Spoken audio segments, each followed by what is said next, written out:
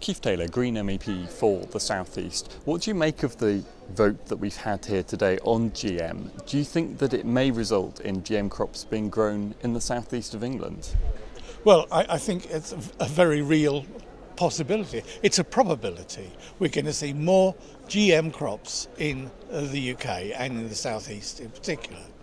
The legislation sounds great, giving member states an opportunity to opt out, but also it gives them an opportunity to opt in.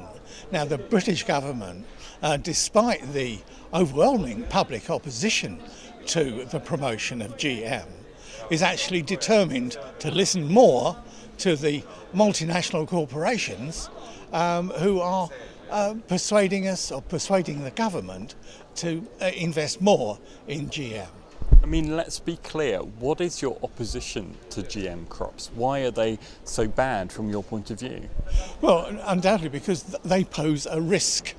Nobody can say with any certainty that one consequence will follow, but actually it's in precautionary principle is really suggests that you shouldn't take the risk in the first place, because if you have the opportunity to opt in and your neighbouring county opts out, there's the risk of transfer of GM materials from one area to another area, and that's no good.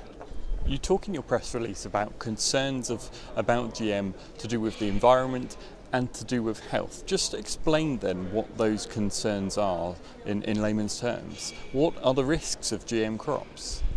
Well, if you put GM into the food chain, as indeed is the case in America, we lose control over the quality and the risks associated with food.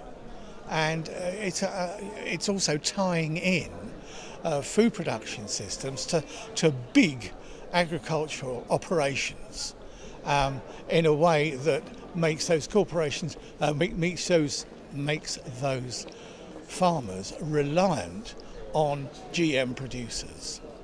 I mean, those that take a different point of view say that this could lead to increased food production, which is what has an impact on food prices. So that's something they say that we want to achieve, and they say that therefore this has potential for jobs and growth and all of that kind of thing in places like the southeast of England. In other words, if you increase production, you can grow more, you can grow better, you can maybe even use less pesticides by using pest-resistant crops that are GM. Why don't you accept any of those arguments? Because the best way is the traditional way. Farmers know themselves how they can make their crops perform better.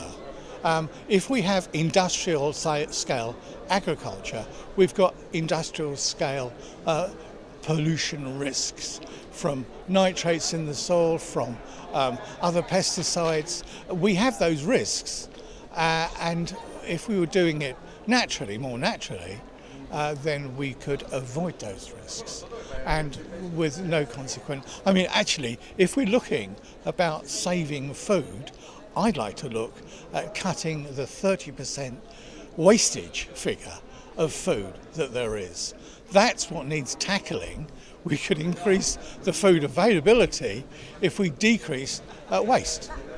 To sum up then, how significant is this vote? How big a knockback do you see this if the impact is going to be that it will give a free rein to GM crops in places like the southeast of England? The effect of this vote, which the British government wanted desperately to see, is that less notice is being taken of the consumer, the public. More notice is being taken of the GM producers, and that, in my books, is bad news.